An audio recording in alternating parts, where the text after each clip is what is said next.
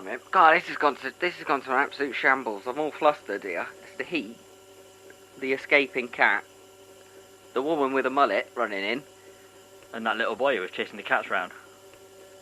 Ladies and gentlemen, to those among you who are easily frightened, we suggest you turn away now. To those of you who think they can take it, we say, welcome to the Madhouse.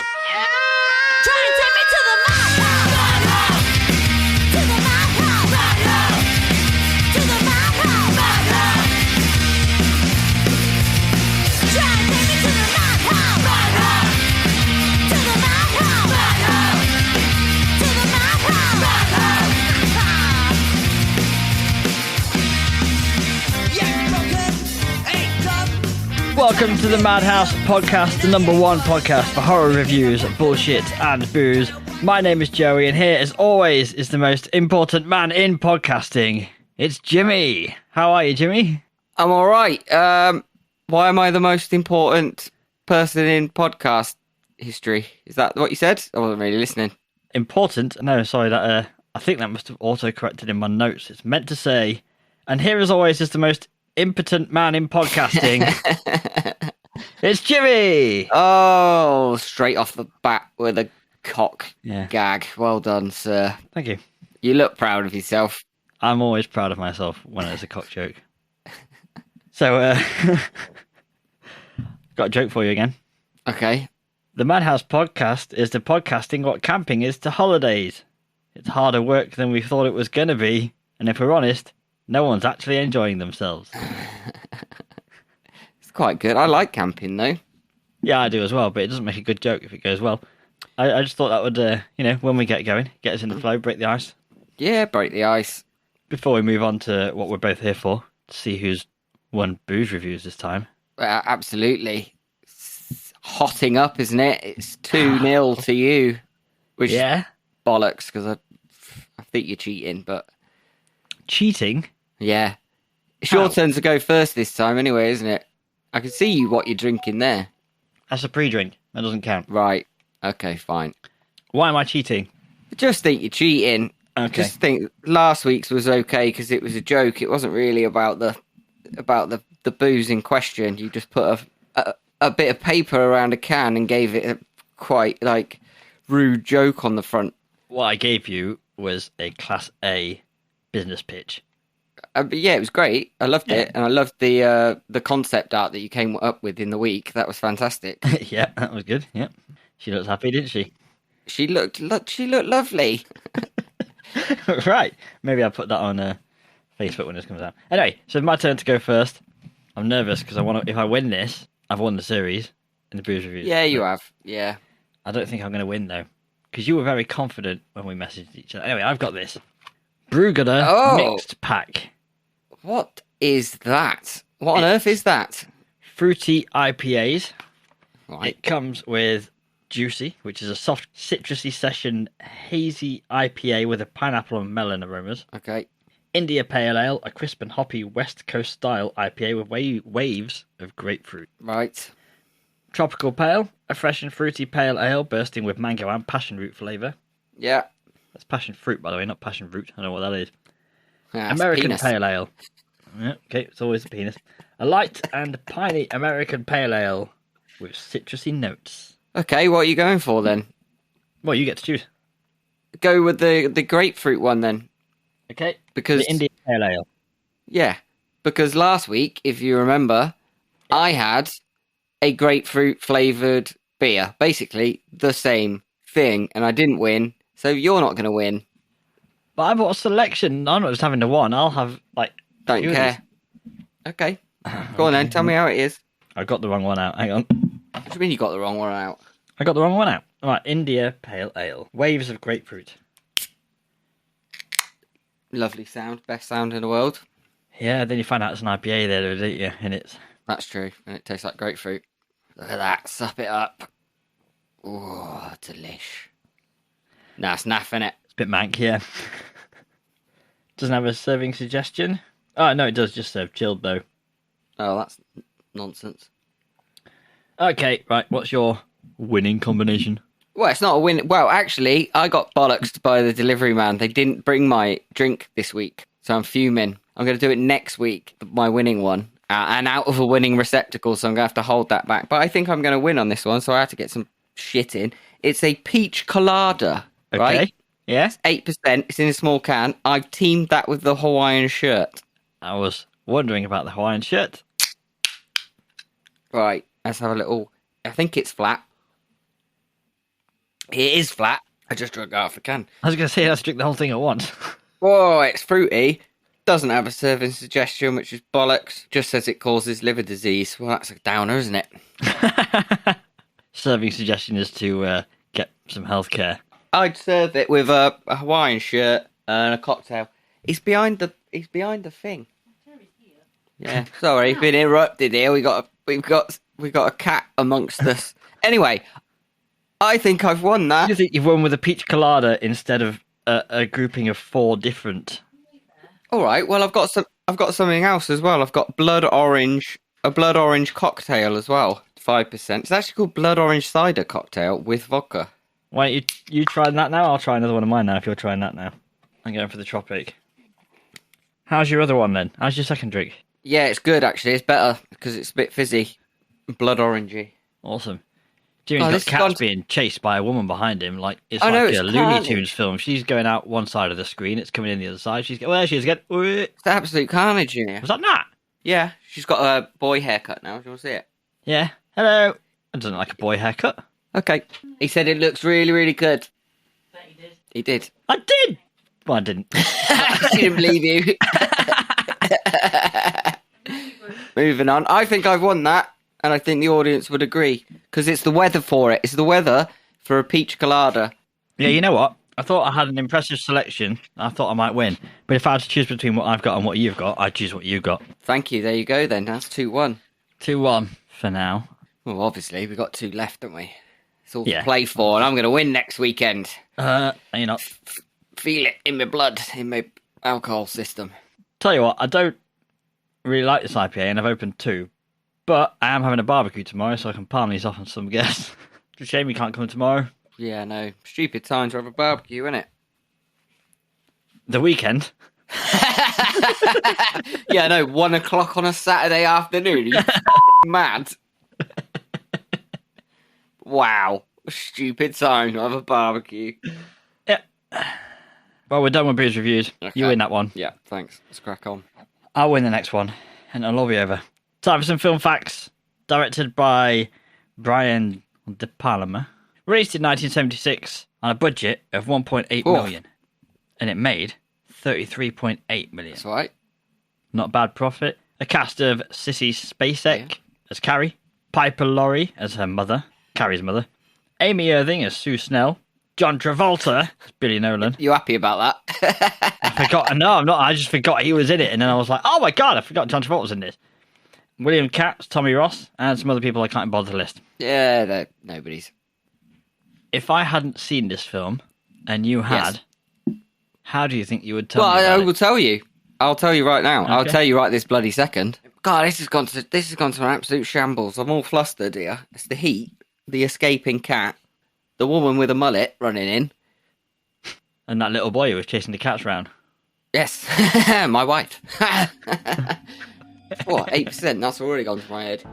Okay, so we're in the girls' locker room. Well, a 70s fantasy version of a girls' locker room. Lots of girls running about, totally starkers, having an absolute whale of a time. Let's face it, in reality, that floor's covered in piss, everyone's miserable, and it smells like perfume and farts. Anyway, Carrie is having a quick rinse when all of a sudden she gets her period. Completely unaware that this was even a thing, because her mum's a complete religious nutjob. She freaks out and thinks she's dying.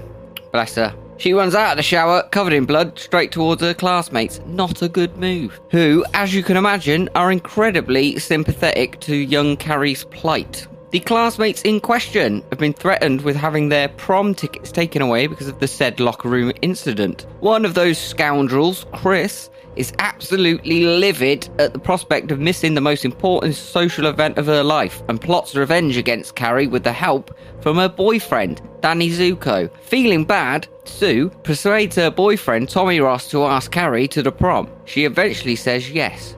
Hooray! Her Jesus-loving nut biscuit of a mum is not happy one bit. With cries of protest from both Mum and Carrie, she's off to the prom anyway. What could go wrong? Chris and Danny Zuko plan is clear. Rest a bucket of pig's blood attached to a rope above the stage. Rig the prom king and queen vote so Carrie and Tommy win. Unleash the pig's blood onto Carrie. Hilarity ensues, correct? No, not at all. A vital bit of info has been left out here. Carrie actually has strange telekinetic powers and can move things with her mind when she's feeling a bit angry/emotional. So you can imagine what happens when she gets covered in pig's blood in front of the entire school. She goes absolutely batshit, locking the doors with her mind, spraying water everywhere, electrocuting teachers and students alike, and leaves the school to burn down. Hooray! She heads home. Kills Chris and Danny Zuko on the way by forcing greased lightning off the road, causing it to explode into a bloody great big ball of flames. Next on her shit list is the god-bothering mother. She decides to fire various items of cutlery into her mother's chest, then causes the house to crumble into a pile of rubble. How is that for a happy ending? Very, very, very happy? Yeah, I think so. No, because Carrie died, and she didn't deserve to. So did a lot of kids, I suppose, who didn't technically deserve to die, but... Well, f*** them. Do you not think Carrie deserved to die? Well, No. She had powers beyond her control. You should not be allowed to do that. Maybe they should be harnessed by a bold fella in a wheelchair. Da-la-na-na. What are you Da-la-na-na. talking about? Professor X Oh, I don't know who Professor X from the is. X-Men. I have not seen A it. single X-Man movie. I think I watched The Wolverine in cinema, actually, but without any context to previous films. That's an origin story of Wolverine, is what I saw. Well, okay, we need to move on because my bum is sweaty, and not from the heat, but from the anger that you've never seen an X-Men movie. Well, I really wanted to watch X-Men films, but you know what, unfortunately I was too busy having friends and going to parties and speaking to girls, so, you know. Wow. Apologies for that. Shall we move on? Because you're seething. I am seething. Again, I think you've been seething at some point during every episode we've done. Well, this series at least. Yep. What's next then? The end of the podcast, forever.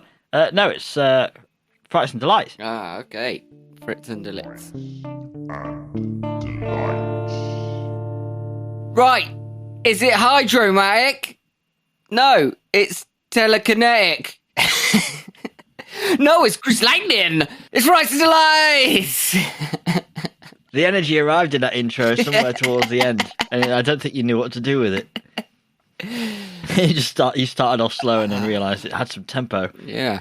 So, it was really hard to pick just 5 for this list, as I meant to do, so I didn't. I've got 6. Okay. First one.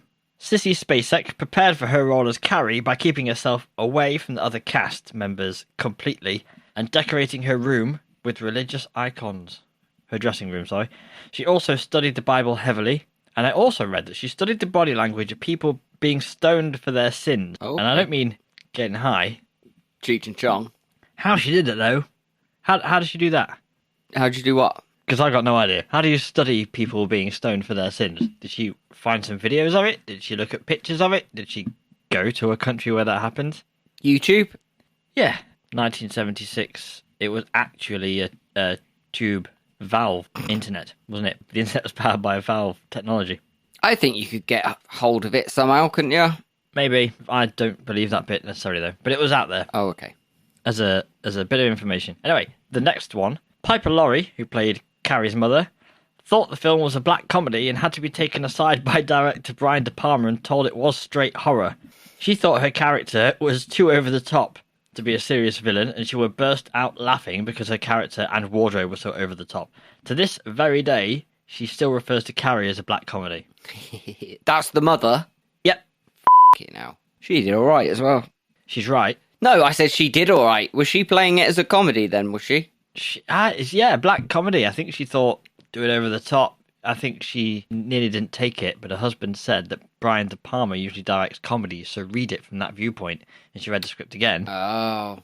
And went, oh yeah, it's quite good as a black comedy. And then kept being shocked when everyone went, no, it's not meant to be funny.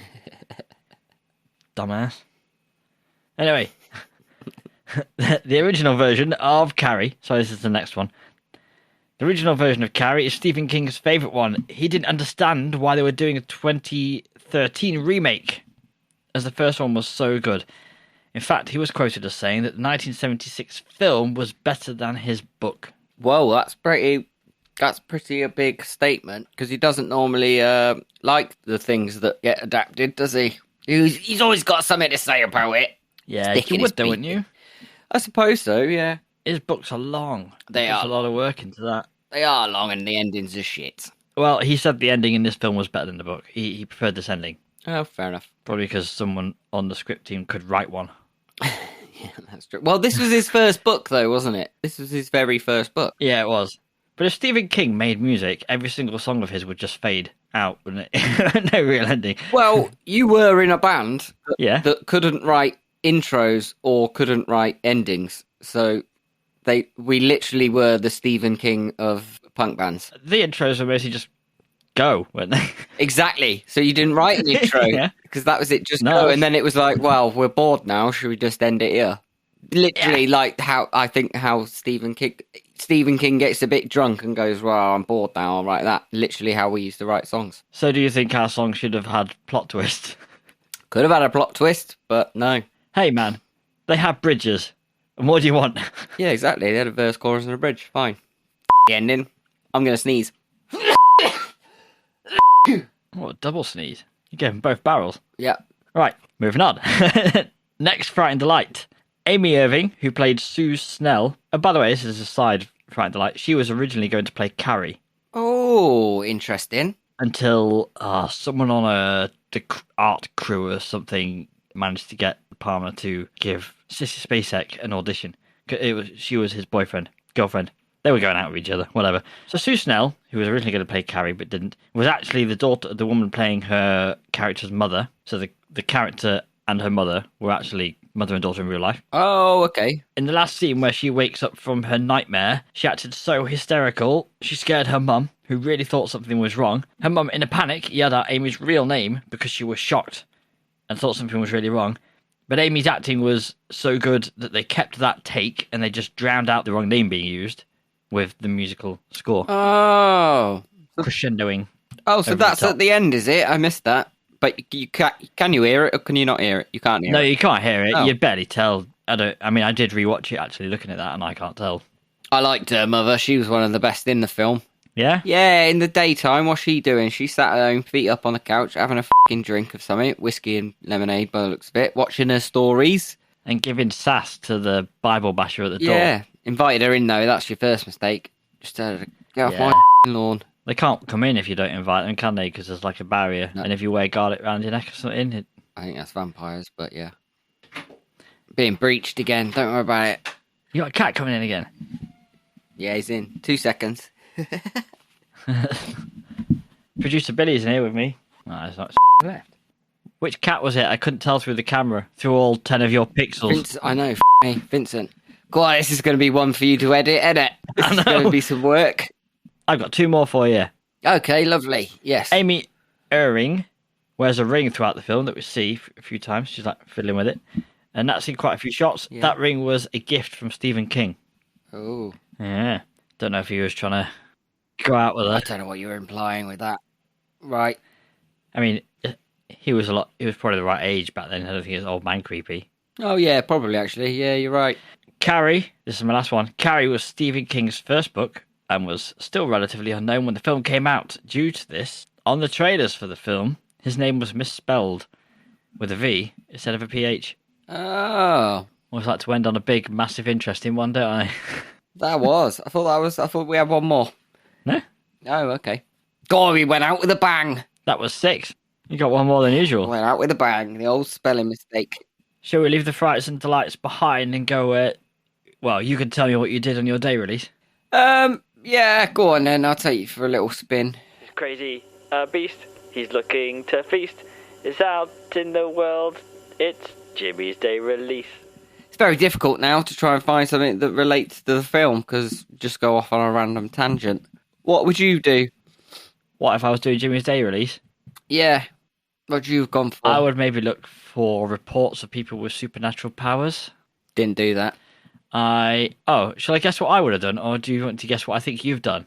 No, I want to say what would you have done? Okay, so you've not gone down the supernatural powers route. Nah. Okay, I'm hoping you've not gone down the school killings route.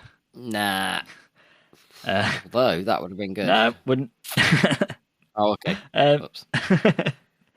Okay, maybe you've gone down around the crazy religious parents route. No, I haven't done that either. Should have done that. These are great ideas. Maybe I should have messaged you. Or you feel free Bollocks. in the future. One more guess. Have you gone down a tragic prom story? No, I haven't done that either. All right, then. Well, have It's you an done? Up Your Bum 2 special! It's not. It's not done that either. Oh, what have you done? No, I've just done bloody women serial killers. It's not that interesting, to be honest. It is. Is it? Yeah. Okay, well, let's try one. I'll have a little swig. Maybe if every time I say killing or killed, people who are listening can have a little shot of something. Can I? Yes, you can. I don't know how to pronounce any of these words. This is bollocks. What did I pick up? Oh, Gianna Weber. That's who we're talking about first. She only lived to 36, and she died by her own hand in prison. Weber was a notorious killer at the turn of the 20th century. She started her killing spree by murdering her sister's children, killing an 18-month-old girl and her 2-year-old sister in rapid succession. Doctors declared the deaths accidental. She was also to play on her gender and the public's willingness to forgive a distraught woman for her heinous crimes. Although she was found trying to choke her nephew, she was acquitted when the defence said she was grief-stricken over the death of her own child. A killing she actually caused. She was eventually charged with murder, sentenced to imprisonment in an asylum in 1908. 2 years later, she hanged herself in her cell. No one was ever able to diagnose the mix of hate and insanity that plagued her. Wow, what a twat. She was what, me or you? Or her? All three. I mean, she was the bigger three. twat. I didn't know it was a defence to if killing someone to say I was also really upset, which just seems to be what she's gone for. Well, that's what Carrie did. She was upset, and she ended up killing loads of people. Yeah, fair enough. Well, not fair enough. Oh, wait. But good point. Is Carrie a sequel to Greased? Do you think the John Travolta character in the 1950s stayed in high school through to the 70s? Well, he's playing the same character, isn't he? It's very confusing. Yeah. Oh, right. Carrie! Carrie! Anyway, Nanny Doss was a lethal wife, all told. She murdered 4 husbands and a boatload of other relatives, including her sisters, 2 of her kids, and her own mother. She killed her second husband by poisoning his whiskey the day after he raped her, which, to be fair, is probably... You could let that one go. Yep. I'd let that go. After her third husband died, his house mysteriously burned down, and the insurance money went to Nanny Doss. Her 4th marriage was a twofer. She murdered her mother when the elderly woman came to live with her, and then she killed her husband a few months later. It wasn't until her 5th and final husband was killed that Doss was caught. After he was briefly hospitalised for a digestive tract issue, Doss poisoned him to collect the life insurance. The man's sudden death after being released tipped the doctors off to foul play. Sure enough, they found arsenic in the man's body. Doss confessed to a raft of murders, but because she was a woman, wasn't put to death. She died in prison 1965, at the age of 59. Why have you slowly transitioned to a 1950s news reporter? What happened there? Started off as Joey. You've literally grown a moustache in the last 10 seconds. I don't know how you've done that. And you're wearing a tie. When did you put that on? Oh. Well, that sucks. I could barely listen. I could barely focus on what you were saying because your transformation in front of my eyes was distracting.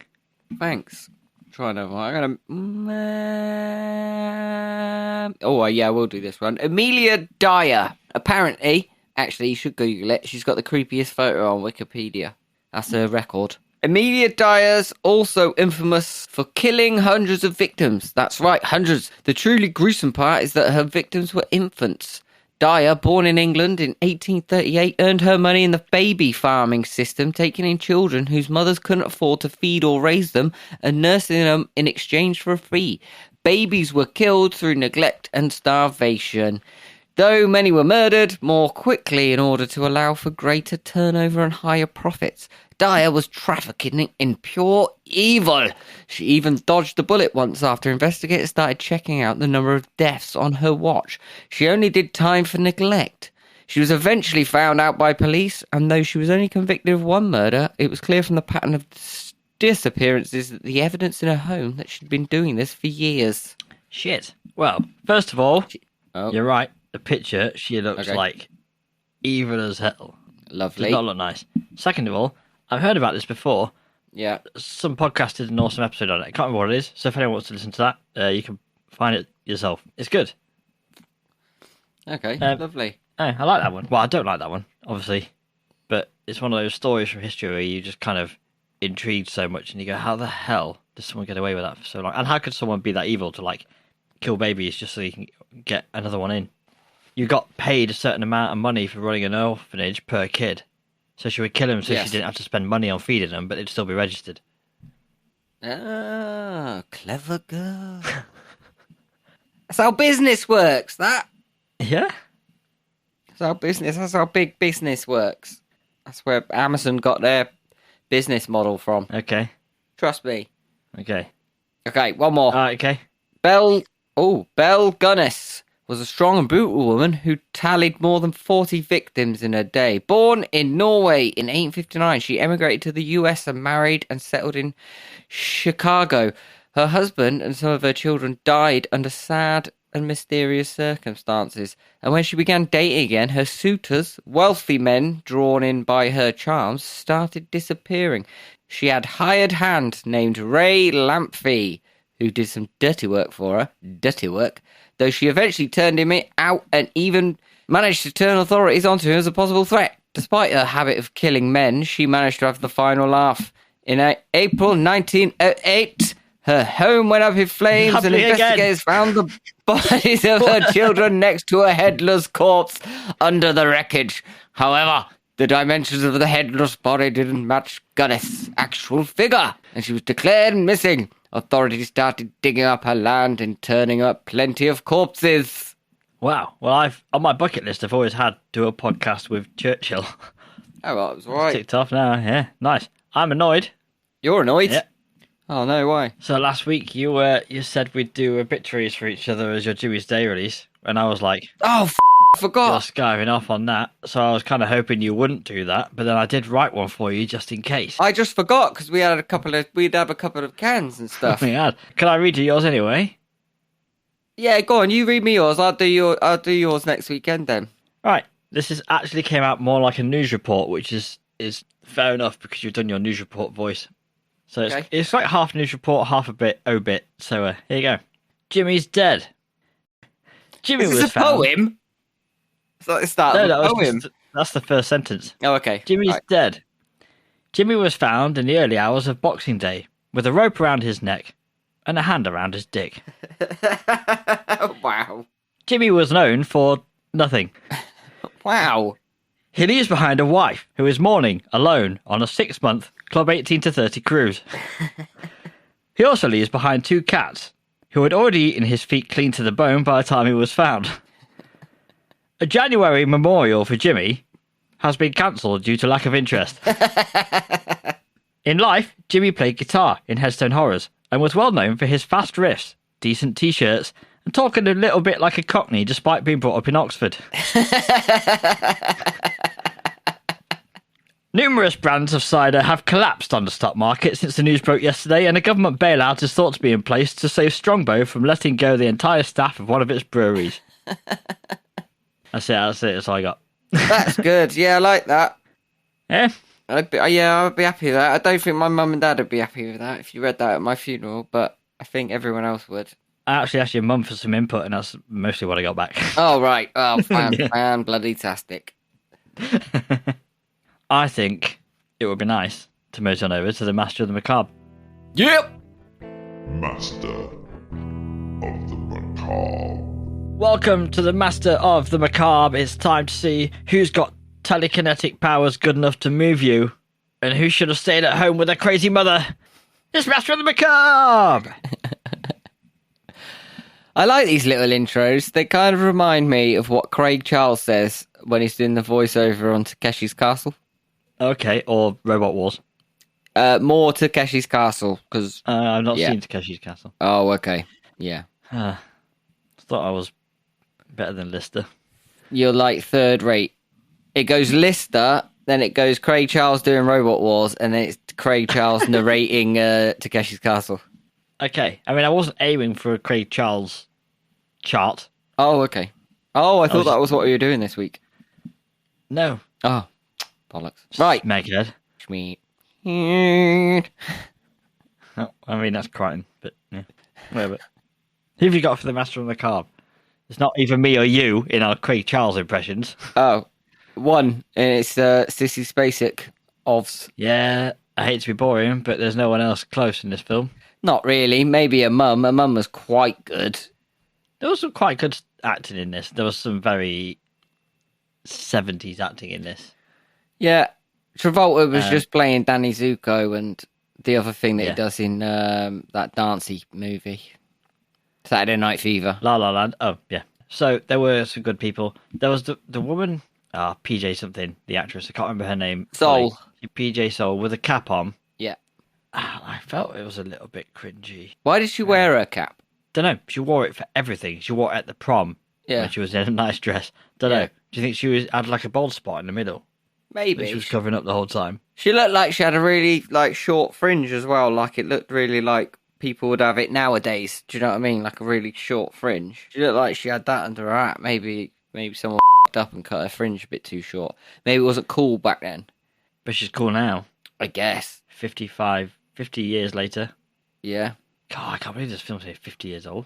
Is it? Crazy, isn't it? Yeah, a bit like Jaws. Yeah, not 49-year-old. Right. Nice. For everyone wondering why that's a jive at me, I published our newsletter and I did my maths wrong. I wanted to do a thing about Jaws because it was our season 2 finale, and I realised it was 49 years old, so I put 49 years old, and Jimmy messaged me went, didn't say anything else about the newsletter, by the way. I put a lot of work into it, but just Jaws is 50, you tit, or something like that. No, Let's set this straight, because this was amazing. That I literally just messaged you. I messaged you.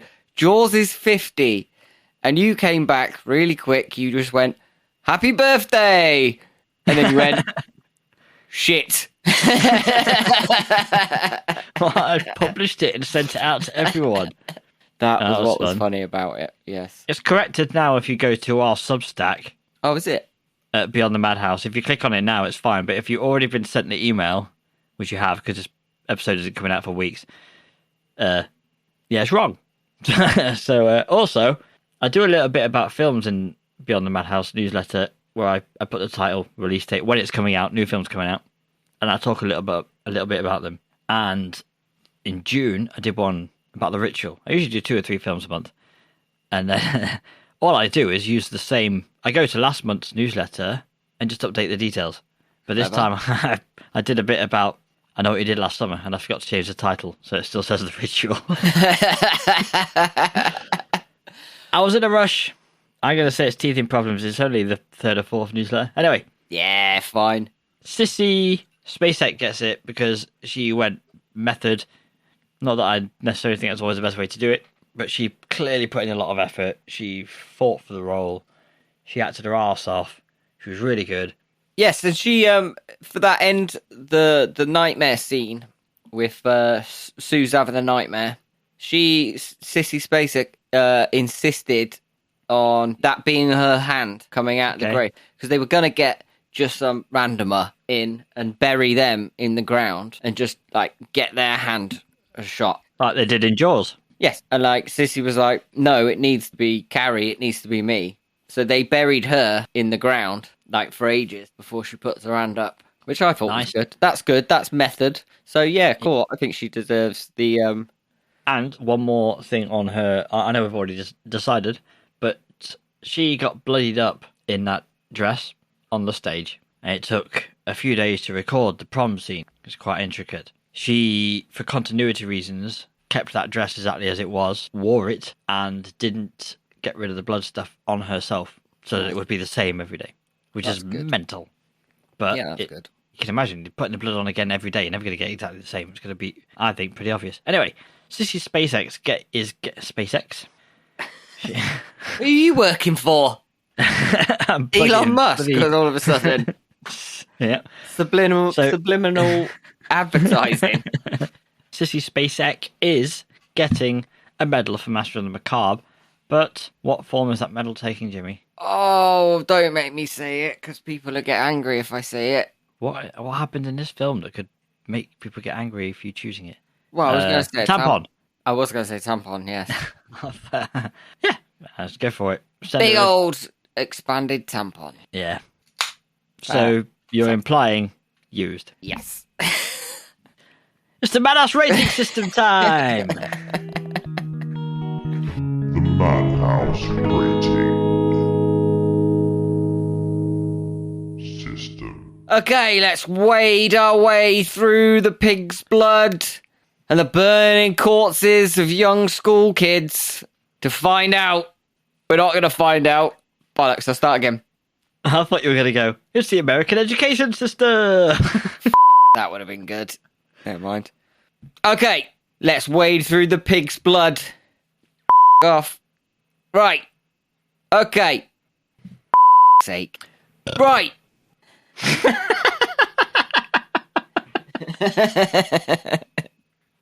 Right. I'm taking some... What are you doing? Taking some shots to put on Facebook. Right, you all chose Tommy and Carrie as your prom king and queen. Off. It was working, all right? Right, next up, we got the Madhouse rating system! Right, since you skipped it, I'm using all your up bits and then leaning into that. Fine. Right, first up, we got tension and suspense. Alright, well, I sometimes watch a film that I saw as a teen, and I don't like it as much as I remembered. That's the usual way it goes, I think, with quite a lot of stuff. Yeah. But this film is the other way around, because I prefer it now. I think when I was a teen, I remember liking it, but found it slow and boring at the start, after all the naked ladies, of course. But now, I see the tension build up. You can see a girl living a depressed life. She hits rock bottom at the beginning of the film. Then she has a slow rise into the normal life she always wanted, all the way up to be voted prom queen in some kind of fairy tale, and then the subsequent crash sends her lower than she's ever been. And I think it's brilliant it's like a masterclass in storytelling through tension and suspense. Yes, I thought it was boring up until the point Carrie goes batshit. Really? Yeah, it's uncomfortable, then it's a bit boring, and then it goes, whoa, and then it's the end. Yeah. I don't have a degree in this. Really? I know, you'd be confused, but I might. No, it's not my favourite, you know? It's not my favourite. So that would be 3 King films in a row that you're not been bothered about. Yeah, we're not picking the best ones. We got to pick it up. We have got 2 episodes left. We have got to pick it up. I was thinking the other day that we should do another, not next series or the series after that, but in a few series' time, do another King run, because there's so much to choose from. I was literally thinking that the same thing as well. Yeah. Quite a couple of few series down the line, we'll come back, we'll do God Save the King. Save the King. /2. Electric Boogaloo. Ooh. Okay. You were too impressed with that. That wasn't that good. Bullshitter. So what, you giving it tension and suspense then? I'd say no, but if you want to do it, you do it. Actually, no. I think I'm being a bit harsh here. I think, yes, it probably does, because there is a build-up, isn't there? Well, only got half then. Yeah. Let's go one, because you can see it in her face. She's building up straight from the start, isn't she? And then she goes off at the end. Yeah. So give it one. Giving it give 1. It a star. Okay, give it a star. What's next? I believe it's gore and visual effects. Blood! About it, really, for gore. But the other effects were decent. The car being flipped. Yeah. People being tossed off in all directions during the prom. We were. Certain things like Carrie's mum being flung to the bed weren't great because it was just acted with no effects as far as I could tell. It kind of looked like children pretending that one of them had superpowers. Overall, though, It was good enough for the time it was made to warrant some respect from the Madhouse. I kind of wish it had some elements from the book, such as the petrol station blowing up. Ooh. I'm sure there was a petrol station blowing up in the book. But they didn't make it in the film for whatever reason, probably budget. And one effect I liked was the pre-Titanic spinning dance shot that James Cameron stole. Oh, okay. Oh, Brilliant. yes, I know what you're talking about now. When they're at the prom and they're spinning like mad, aren't they? To achieve this, they had Tommy and Carrie on a spinning platform spinning one direction that was speeding up slowly, and the camera was off the platform and went in the opposite direction to them. Simple, cheap, effective. I tell you, I did like quite a few of those shots he used it quite a lot where someone was in the foreground. Something big was in the foreground, wasn't it? And then something was going on in the background. Did you notice that quite a lot?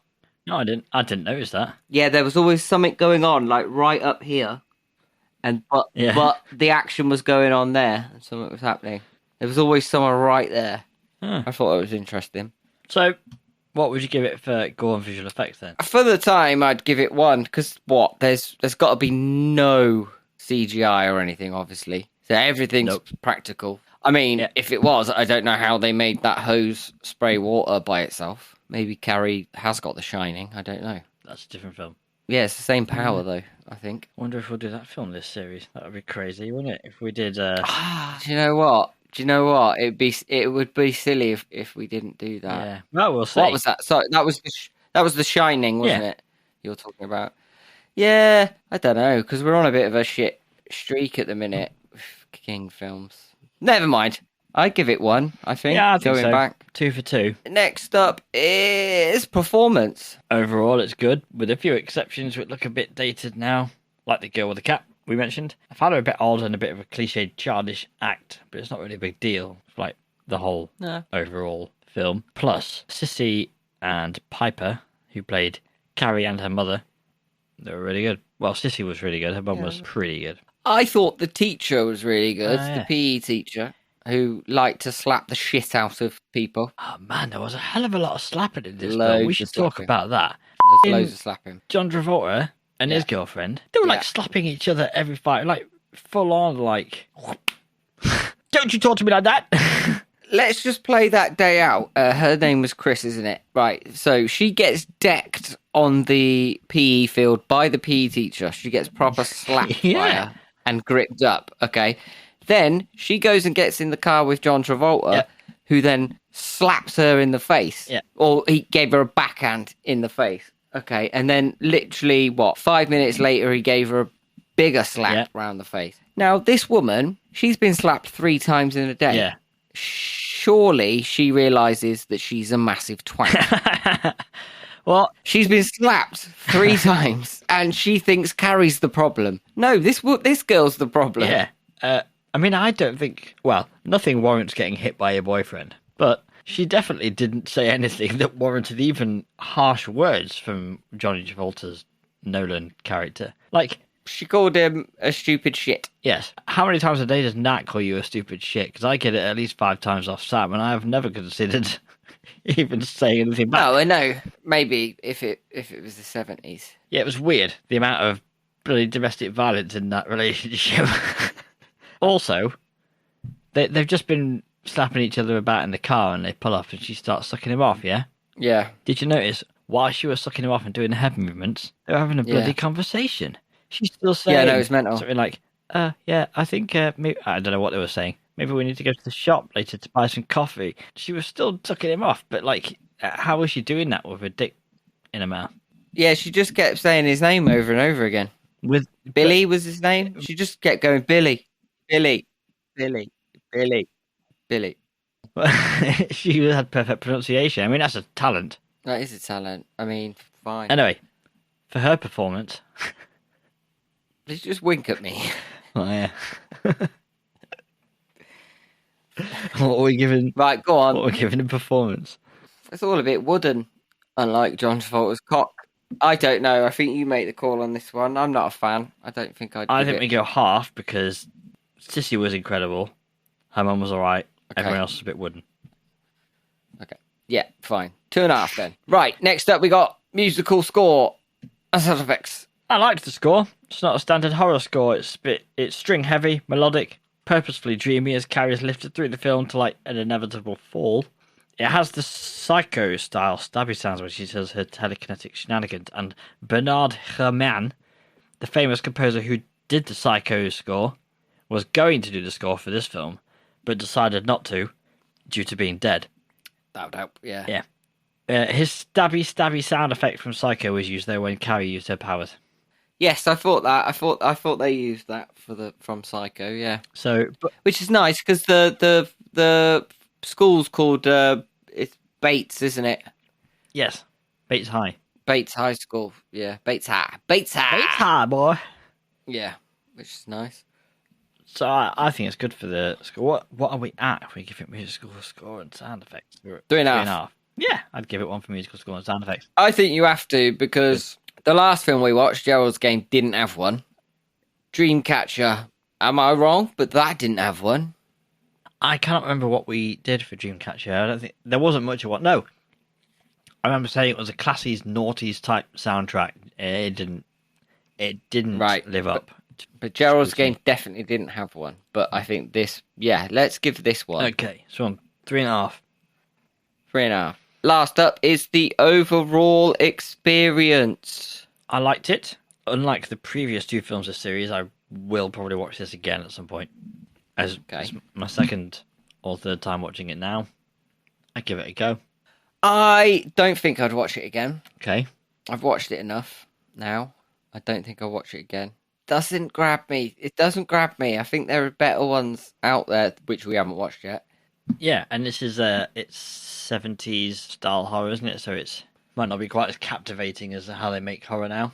Maybe I'll watch it. Maybe I'll watch the first minute and a half if my internet goes down. But yeah, and that's still managing to pronounce your name fully while you're watching that over and over without any elocution faux pas. Yeah, that's only because I got a small penis, though.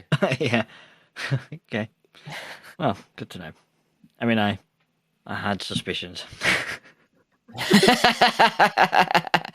Anyway, I'm not going to give it a star because I thought it was a bit boring. I'm good with that. 3.5 out of 5.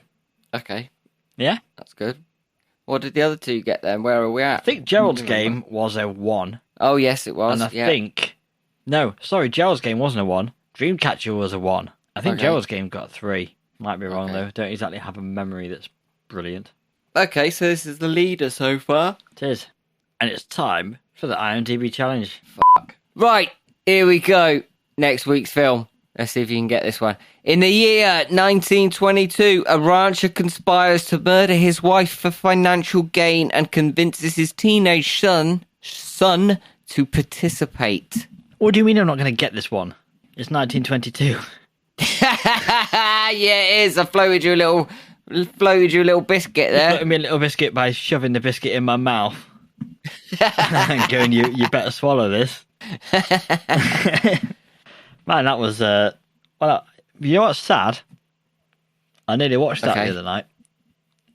Oh, so really? The description is fresh in my head, and I would have got it without 1922 being... Without the title being in the description. I might have got it anyway. I was going to leave out 1922, and I thought, I'll put it in there anyway. I nearly chose it instead of Carrie, actually. That's when I was looking. Okay. I think this is a good film. All right. Well, I'll let you know when I've watched it. Yeah, when I watched it, I thought it was a really good film. But I also thought Gerald's Game was a really good film, so I could be wrong. So you've already seen everything we've done so far? Yeah. Okay. And you didn't like Gerald's Game on the second watch because it was predictable? Not on the second watch. On the first watch, I really enjoyed it. So hopefully I'll enjoy this again. It's a film that builds a lot of tension on Gerald's Game, innit? So if you already know what's going on. True. Anyway. Maybe it's just the first watcher. Right, well, it's time to plug some stuff, Jimmy. We've done another one.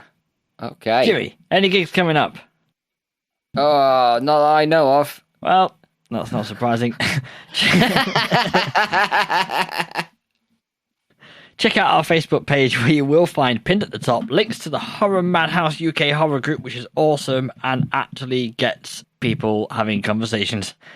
You can also find our awesome newsletter Beyond the Madhouse and, of course, links to the podcast itself. Now, Beyond the Madhouse may be known to get years wrong, or dates wrong, and sometimes the titles of films, but otherwise it's bloody awesome, alright? Thank you for listening to the Madhouse podcast. Don't forget to subscribe wherever you're listening to it right now. Follow us on Facebook and Instagram, and please send your own telekinetic stories. Don't throw that at myballs.com. We'll see you next time in the Madhouse! Bye. What are you doing?